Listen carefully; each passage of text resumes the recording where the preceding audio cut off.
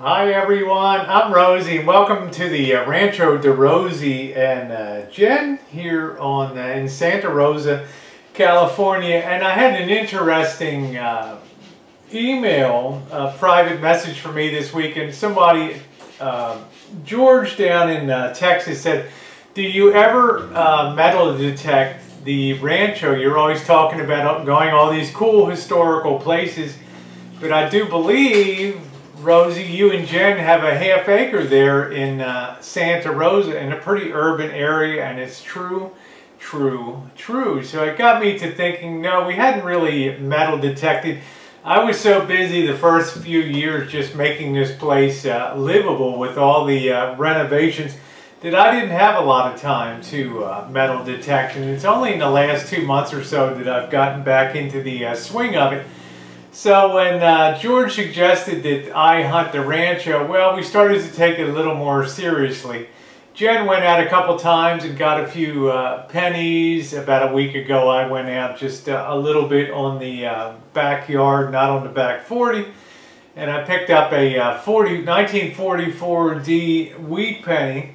But we really ramped up the game because with the rain, of course, signals when you're metal detecting, signals carry much better through moisture than they do through real dry soil. And of course we've had this terrible drought, and with the rains, of course, you have to work in the mud and everything, but the upside is that it's a lot more stuff is showing up on the detector.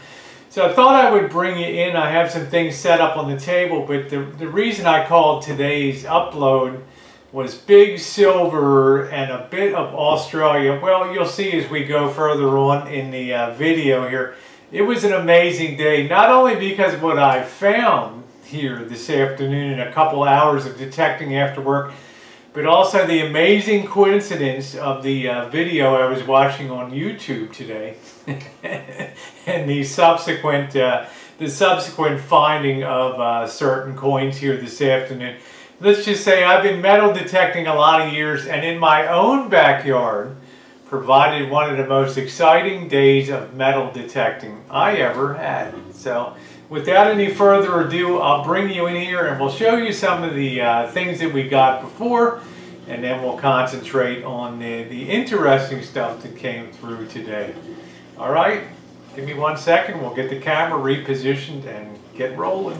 All right, you might think we started a used car lot out here with some of the little models that we found, but back by our apple tree, it's like everything under the sun was buried back there, and that was everything. I think this was a cool Hudson back there, 1950s, and of course these are probably 1990s models. They're nothing special, but they're special just insofar as there were so many out there. There's Brenda's Dodge Challenger, her 73. That's pretty cool. We have, I don't know, this looks like a Datsun Z, maybe a cool looking alligator car. And we got our obligatory BMW Aim High, kids. And then we have, well, I don't know what the heck this looks like, a Mustang over here. And then of course these, either a Nash or a Hudson or something like that, but they're kind of cool and they were neat. Now these were found over the course of the last week. Out yesterday I did some detecting. I found 3 or 4 clad quarters, a clad dime, and a few pennies. Most of the stuff dated from the 1960s, but also found this dinosaur, and this is cast metal. And the thing came up in pretty good shape, a Brontosaurus. I thought that was pretty cool. And strangely, this is the second ball, the second iron ball that Jen and I have dug up. And this one looked like it had a thing where you could attach a weight on it. So either it was a very kind of a painful game where you tie a string on this and try to throw at each other. You like have your legs chained together so you can't get more than 5 feet away, and the person that survives wins the game. Of course, like I would call it like the Viking games or something like that. It's playing for keeps. But I don't think it's that. But when we were up in Rio Nido, up at the old resort on the Russian River, we found one, but I think that was part of a bocce ball set. So anyway, these are the finds. I didn't put the clad on there, but I want to sort of wrap it up and get to the stuff that we found out there today.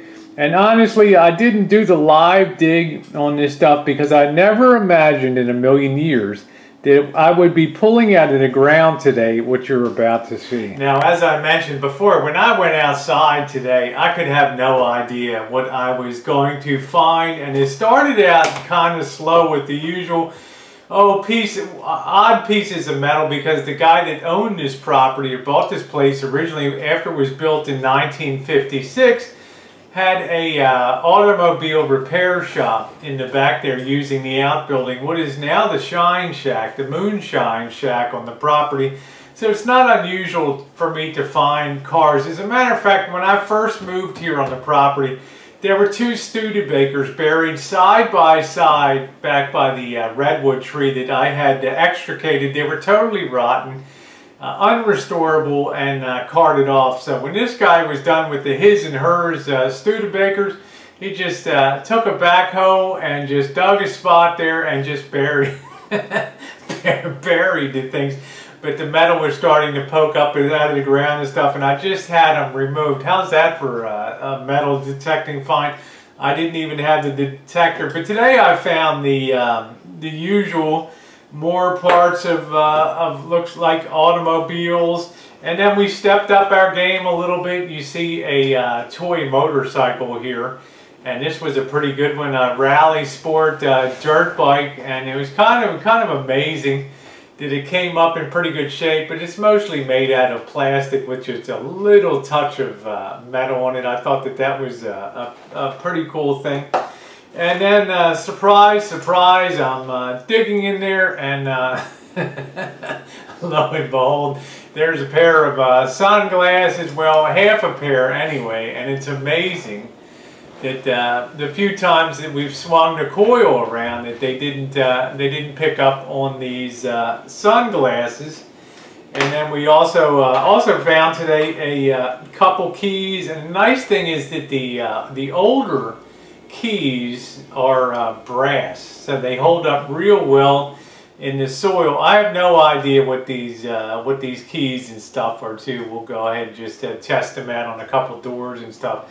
But when you're metal detecting, you guys know you always find a ton of keys around schoolyards, parks, and places like that. So, all right, having built you up to the main event, it's time to end the suspense. I'll bring you on down to table side here, and we'll step it up here and show you the rest of the amazing finds today.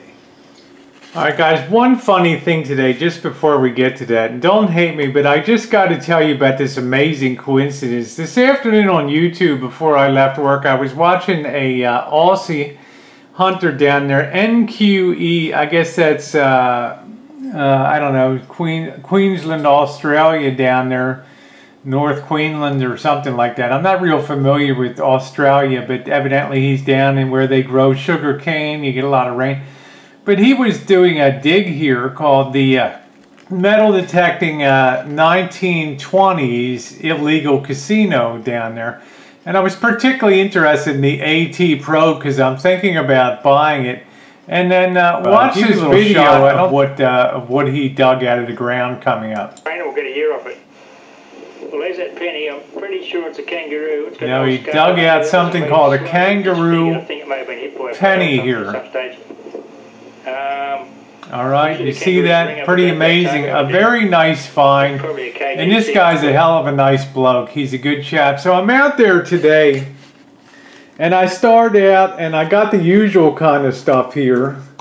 Just pull this in. I got the clads here. I got, you know, the signals were coming up nice. I got two of the clads there, the quarters, 3/4. I got a dime, and then I got a lot of pennies. All of these were in the 1960s, which I thought was pretty cool. And the next thing I know, up pops Big Silver today. Yes, a 1964 Kennedy half, 90% silver. Now the funny thing is, I swore up and down to Jen, I said it's not possible on a property that was built in 1956 that you're not going to find one silver coin on a half acre. And I think after a week or so of looking, she started to get a little skeptical. But there's the proof. A 1964 90% silver half dollar, and of course that was the last year, 64, that they put the silver in the half dollars, except for limited commemorative issues. And I thought, well, this is awesome, right? But things were about to get awesomer. Okay, I mean it was about to get better and better. Next thing I know, I get a mid-40s tone on here, and what comes up, amazingly enough, a Australian kangaroo penny. Now look at the back of that. I don't know how well you can see that. I'm not a big advocate of cleaning coins, but clearly you can see the kangaroo on there. And the date happens to be, it looks like a, let me just double check that, like a 1950, just pull it out of the, looks like a 1955. Now how amazing is that I'm just watching that bloke's video, yeah, 1955.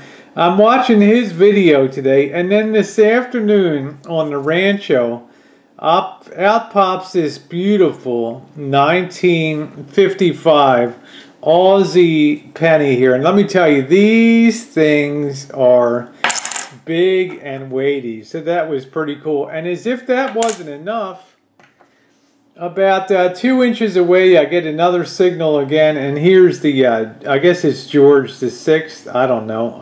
And I go to look at, it's another doggone Aussie penny. This time it's a 1952 kangaroo.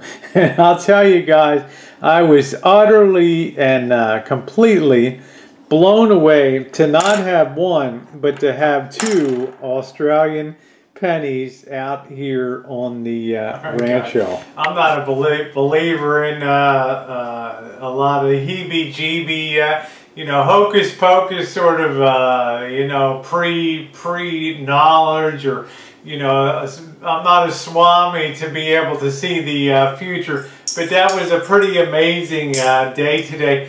I wouldn't even be able to calculate the odds of me watching a random video of a guy in Australia, because I don't recognize the things that they're digging in Australia, but the guy is amazing. And then I go ahead and dig two big kangaroo pennies and a big silver. So I think I've subscribed to his channel, New NQE Explorers, down there in Australia, and it's pretty amazing. I know that Bree Brown will get a charge out of this, but I'll tell you, this by far was the most thrilling day I had metal detecting. Now I've gotten gold chains. Okay, it's not the most, you know, remunerative day I've ever had in terms of making money, but it was certainly the most exciting in terms of two totally disconnected things coming together. You gotta love Australia, and you gotta love big silver. Thanks for watching, everyone.